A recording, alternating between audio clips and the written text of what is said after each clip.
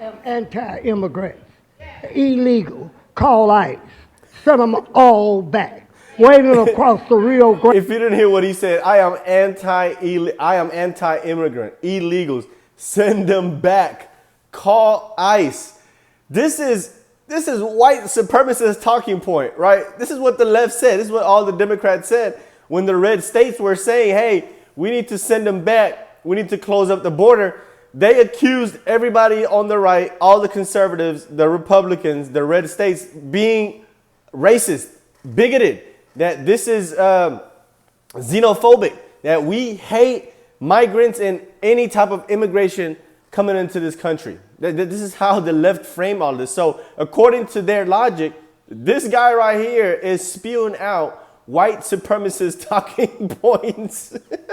This is great. This is absolutely great. And don't obey our immigration and naturalization laws.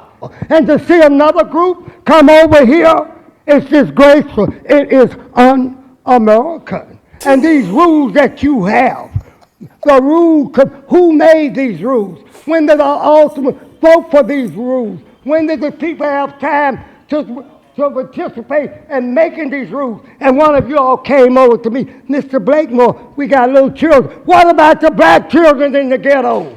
We got to make a future for them. These others will move them out, move us out, and they come in to compete with jobs, goods, and contracts and services.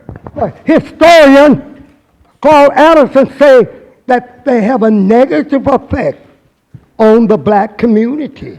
And he's right. And he is absolutely right, because if you're paying attention to what the Democrats are doing, especially in these sanctuary cities, is that they're taking these migrants and placing them in majority black neighborhoods, majority black communities.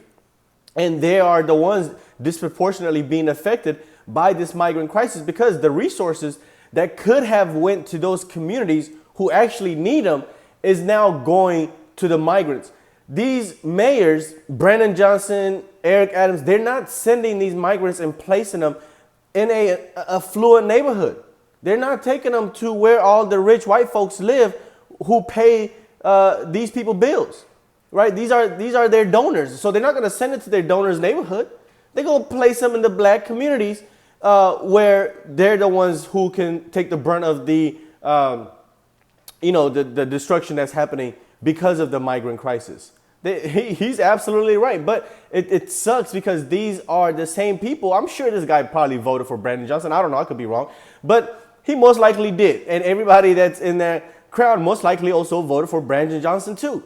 Because the people that didn't vote for him are not boohoo whining and crying like he is here, because they already knew what to expect. They knew this was going to happen. The people that are screaming the loudest, the most right now are the people that didn't see this happening. They didn't pay attention to the policies. They just voted for anybody that was a Democrat.